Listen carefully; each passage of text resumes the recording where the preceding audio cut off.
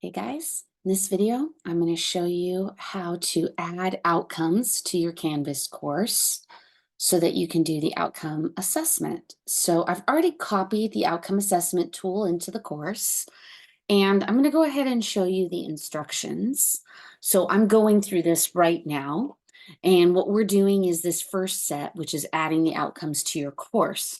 There are three categories. There's the student learning outcomes, which used to be called course learning outcomes, discipline outcomes, which also are called program learning outcomes, and then the comprehensive learning outcomes or the CLOs.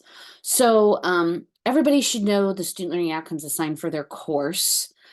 Discipline learning outcomes, though, not everybody may know those. Now, if you're part of a CTE program, you do have a set of outcomes. These are for the transfer classes, this little handout that's here. And it lists all the disciplines: arts and letters, cultural literacy, math, science, social science, speech, writing, information literacy. So you should fall into one of those categories. All of them have codes, which you'll see in just a minute when we add the outcomes. But if you're not sure which one you fall into or you want to double check, just double check with your supervisor. The comprehensive learning outcomes are a little bit different because it's possible to have one or more apply to you. I created this handout, which is got a really general way of kind of looking at it. There are four outcomes: communication, cultural awareness, personal responsibility, and problem solving. Most classes fall into communication or problem solving. Communication is really good for humanities, social sciences. I gave some examples for what would work for it. Really, classes where you do essays or some sort of, they have to communicate, that's a great option for communication. Problem solving is a great option or default for STEM classes, all the sciences and math.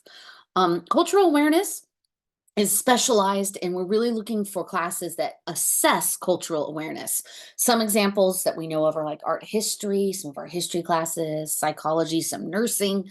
They do test cultural awareness. And then personal responsibility, which is also known as ethics. This is one that's kind of super specialized also. We have it in business, nursing, welding, a few different areas, but you're gonna kind of have to decide which one works. Now, this just is an overall view of them. The actual outcomes and their subcategories are down here towards the bottom of the instructions, right here. These are the rubrics for each of these. So let me just click on communication so you can see the rubric. And hopefully you've seen them at some point, and you may have even assessed these at some point. But if you haven't and you're starting new, this is what you can kind of use to gauge whether or not it's going to apply. So this communication rubric actually has 5 subcategories called out specifically for it. These are the markers we use to actually rank the students into proficient, competent, developing, emerging. We'll talk more about that when we actually assess a students. But you can read through each of these and kind of decide which would apply to your classes. It's possible that maybe not all of them apply. I know with this particular one, the last one, oral communication may not apply to every class. So you may not include that when you are using it for your specific classes. Okay, so I'm going to go ahead and do this for my FATE class here. Over to the left in this menu is something called outcomes. Go ahead and click that. Now, you might have created outcomes for your course, but most probably have not, and it's blank, more likely like mine. We're going to find the outcomes that were created for the college by clicking Find. And then over here, account standards is basically for our college. Here are the possibilities. So go ahead and click on Oregon Coast Community College. And here are the categories available to us right now. So these are the comprehensive learning outcomes, the discipline outcomes, and then the course outcomes. So by student learning outcomes. So let's start with this. As you see, it has the 4 categories. Since I'm running a pretend math class, problem solving is the category I'm interested in. These are the 5 that are on, I'm sorry, there's actually 6. There it is. 6 on this particular rubric. You can add them all if you want to just use all of them for your class.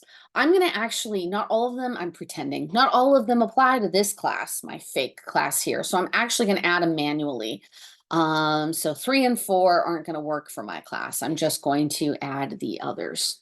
Cool.